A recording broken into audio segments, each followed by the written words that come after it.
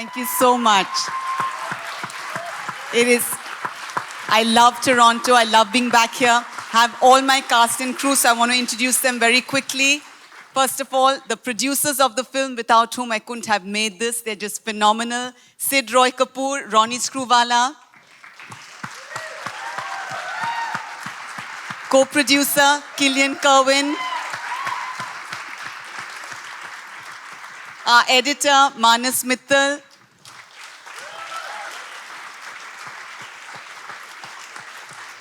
Co-writer, EP, and he has more credits than me, but I couldn't have done the film without him, Nilesh Maniyar.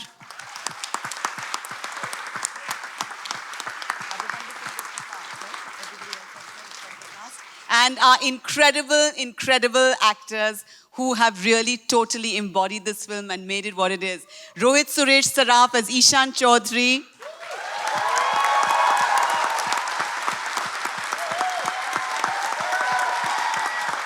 And the incomparable Farhan Akhtar and Priyanka Chopra.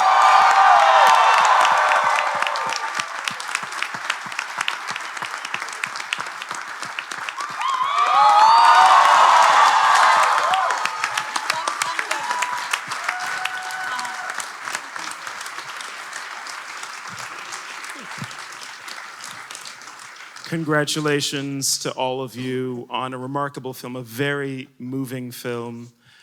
Shonali, I want to start by asking you, in telling this true story, or based on a true story, what was the biggest challenge for you in bringing this to the screen? So unlike my previous films, the biggest challenge always was to find producers, to find money, to get it out there. And I was incredibly lucky to have Sid and Ronnie come on board and take it to my absolute number one choices as actors. Like, this is usually the challenge with a film. This wasn't the case with this. I think the biggest challenge for me was the fact that we had to shoot this film over an entire year. We started in August and we finished in June. And for a film that is got so much emotional intensity. For my actors also, I think I'm sure that was a challenge for us to shoot scenes which you're going to see consecutively in the film, but you're shooting them months apart. Some of the aging is real, actually. Yeah. It was so easy to make this film because I had amazing producers and amazing actors. I didn't do anything. Let's ask your actors what it was like to take on these roles. These are based on people who exist in real life, and so there's a different kind of responsibility, perhaps, in bringing this to the screen. What did you draw on, Priyanka and Farhan and Rohit, in terms of creating your characters for the film? If I may, or you. Ladies first, they say. Cameron, the most interesting thing about playing real life people, and I've done that in the past, but with Aditi especially, that everything that you see in this movie tonight is verbatim from them. Every scene that happened, being called, like, Aisha used to always say that my family is like a zoo, so I call them with animal names. So like even having Moose, Panda, like there's so much reality to their lives that is on this movie that the responsibility of that kind of shook me. When you do movies which are based on people's lives, there's a lot of liberties that you take, but Shonali is not the director to do that. She was very, very clear about, so I derived so much from Aditi, who she is, what she felt, everything that she went through, what they as a family stood for, but more than anything from Shonali.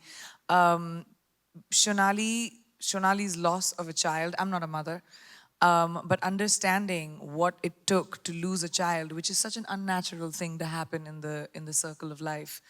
I could not fathom it, but I empathized with it, I sympathized with it. So I kind of delved into her soul, asked her a million questions, kind of stuck by her, and to me, this Aditi on screen is an amalgamation of Aditi Chaudhary and Shonali Bose as people. And to me, the star of this film is Shonali, for sure.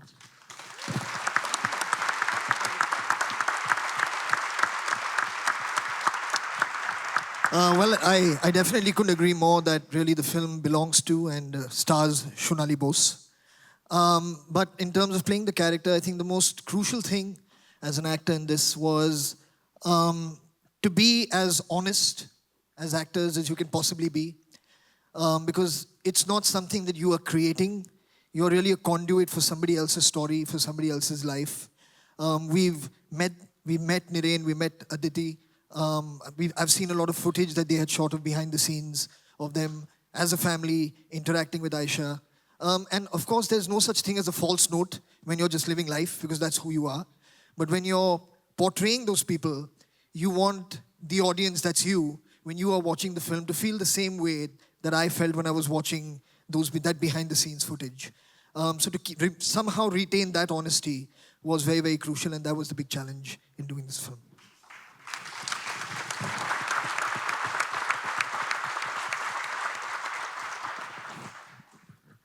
Okay, guys, I'm just gonna say I'm a little nervous. Uh, so let me get that out of the question. But for me, the process was a little different because I hadn't seen the real footage and I hadn't met Ishan. Until the day we were actually shooting the tube station scene, which you all just saw. That happened to be one of the most difficult scenes for me in the film. And I hated the fact that I met him just 20 minutes before we were gonna get into it.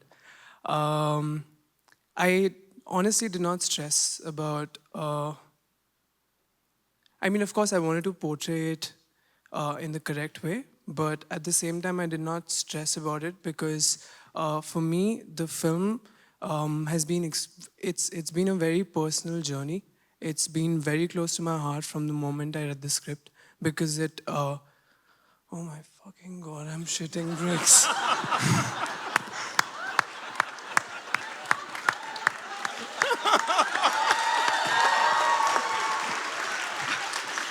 I mean, except for the fact that he just cursed in front of you guys. I'm Please sorry, forgive guys. him. I'm really sorry. No, but I think it was extremely close to me from the moment I read the script, because I lost my father when I was 11, and this spoke about the loss of a loved one, and I think through the course of filming this movie, there is a certain kind of closure that I got that I didn't know that I needed in my life. It made me explore the areas in my heart that I didn't know existed. And I think that is the reason why all the stress of, being able to portray the character really well, or, will I be able to perform the scene really well, completely was out of my mind, because what mattered at that moment was how I felt. It was almost like I needed to feel those things, and I did. And yeah, that was what my journey was with the character.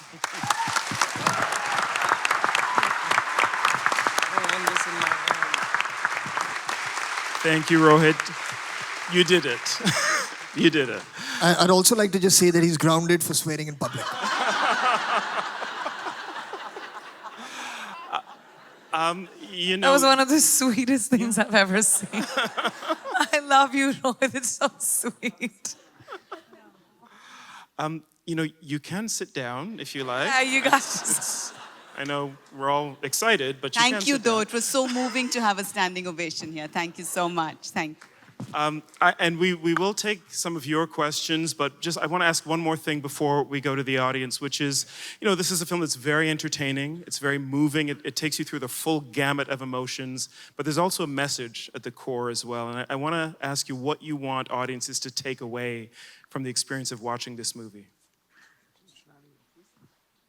Well, for me, I really, really have a personal, I hope that when people finish watching this movie, and I want you to raise your hand if you felt this way, because then I know that what we set out to do, we achieved. But I would love for when people finish watching this movie to want to call their parents or their children and tell them that they love them. So did any of you feel that? Yay.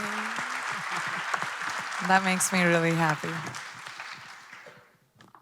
I didn't have any message as such, but I just think that just a small thing that I wanted to sort of bring out is my own experience with death, because my own experience with it, I have a complete different relationship with it. I was able to accept my son's death completely before I started writing and directing this film. And I have a lightness around death, and I know that may sound like bizarre, but it's really true. And so I wore vibrant red at his funeral. I totally believe that when somebody's journey is over, you need to celebrate that. It doesn't matter if they didn't live 100 years. And so I had her as Aditi. As Aditi, she wears this vibrant outfit at the funeral. And for me, I call it death days. Like, that's a new word I want people to add in their vocabulary. And death days are as special as birthdays. So today, I want you to all say happy death day to me, because it is my son's 9th death day today. And I'm so happy. It's incredible. It's the magic of the universe, because this journey started of making this film on his birthday. Like, he always gives me gifts on his birthdays and death days. And on his birthday, I got the text from Sid saying, Priyanka wants you to fly to New York. She read the script. And that's how this film actually started getting its legs and getting made. And now, a year later, that the world premiere of this film, of all the dates in TIFF, is on his death day, is showing me that he's with me.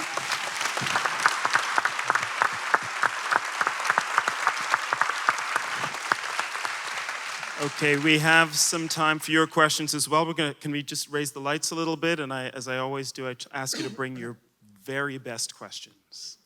All right. Who's got something? Here we go. I feel like there's a test coming up. Let's go here.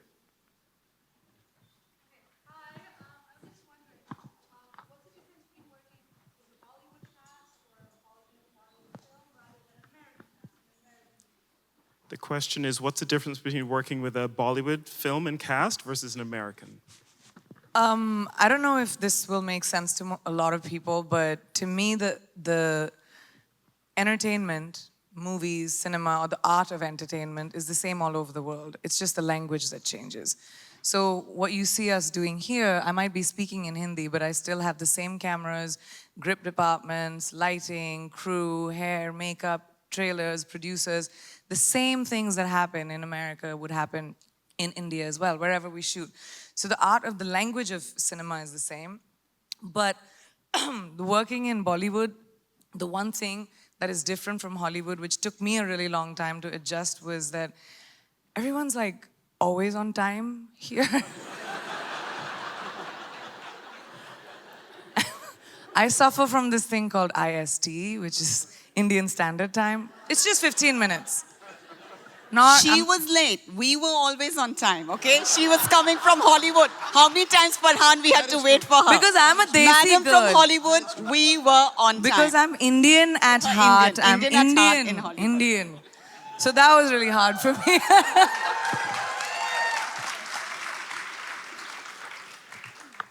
Okay, let's go there, yes. Hi. Can you see that? Thank you. Right back. Thank you. Oh, wow. That's where I was born. They're from Jamshedpur.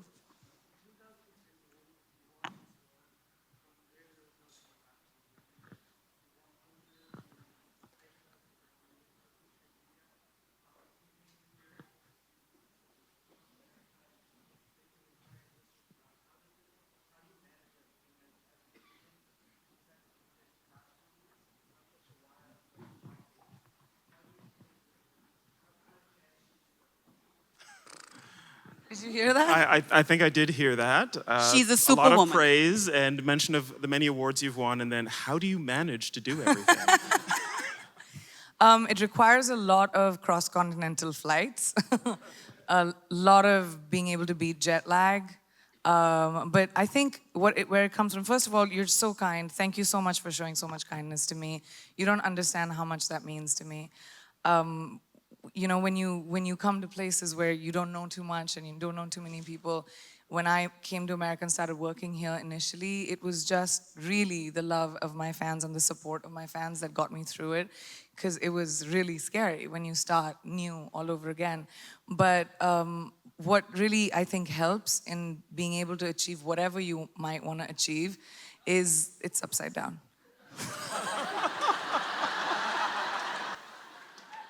There we go.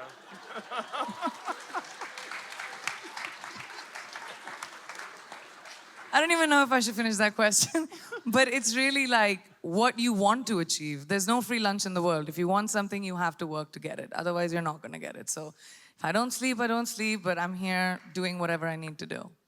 And I love you right back. I'm going to be a director for a moment and just take charge here and say, I request you to please ask us questions on our film.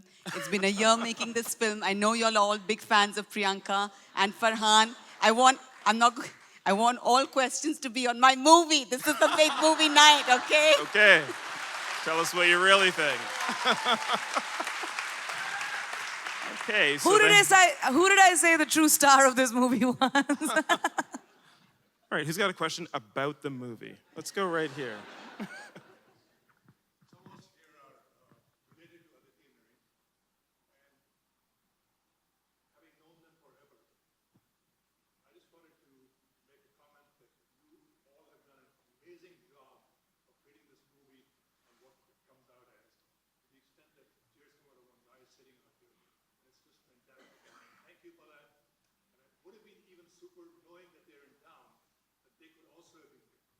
I wish they could have been here. That's true. Yeah, we wish. Damn it. Well, Oh, we have a surprise for you. it's The time. Chowdhury family is here, Woo! and we want to bring them out right now. Please welcome the Chowdhury family upon whom this film was based.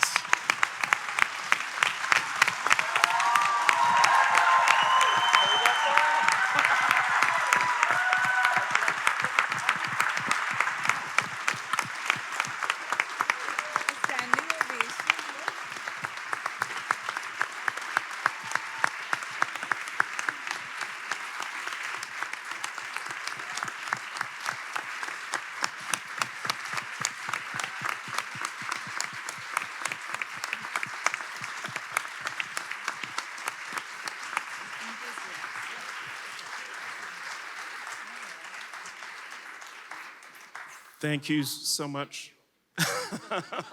Farhan looks like you, okay.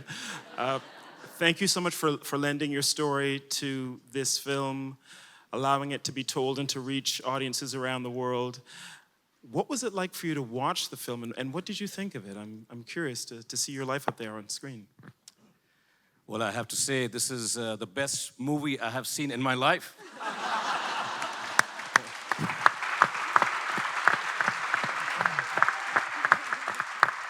You know, it was 24th of Jan, 2015, when Aisha held my hand and whispered, "Dad, I don't want to die."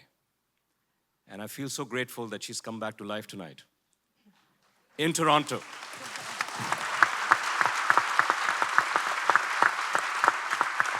And that she's going to inspire millions and millions of hearts all over the world with her courage, her deep sense of gratitude, her immense love of life, her sassiness, and incredible sense of humor. And I'm deeply, deeply grateful. Another highlight for me has to be, I hope you all enjoyed the song at the end of the movie. That song was composed by my son here, Ishan.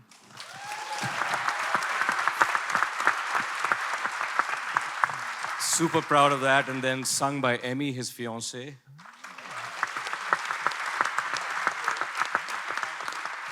So that's indeed very special. I have to say, I want to thank the entire Sky is Pink team for having told the story with so much elegance, so much respect, and so beautifully. So big round of applause for you guys. Thank you so much.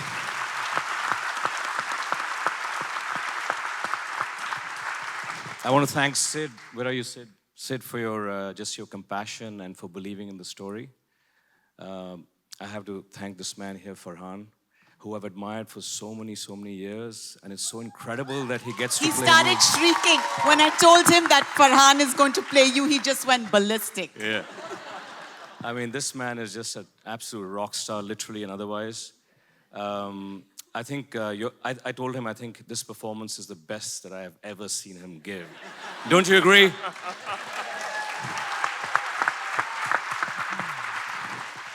When I grow up, I want to be like Farhan.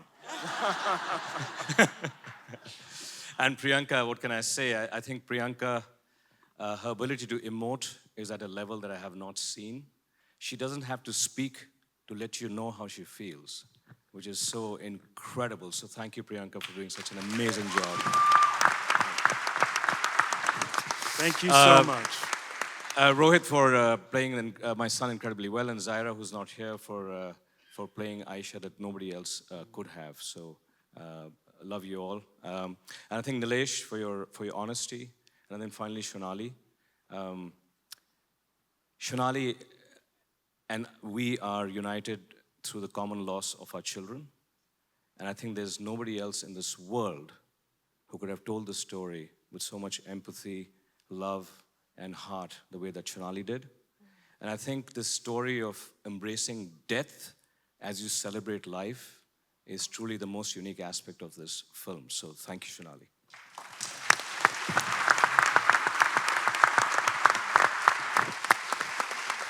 We're just about out of time. I just want to give an opportunity to all of you up in the balconies. There's someone who's got a question about the film. I see someone right here in the center. Yep.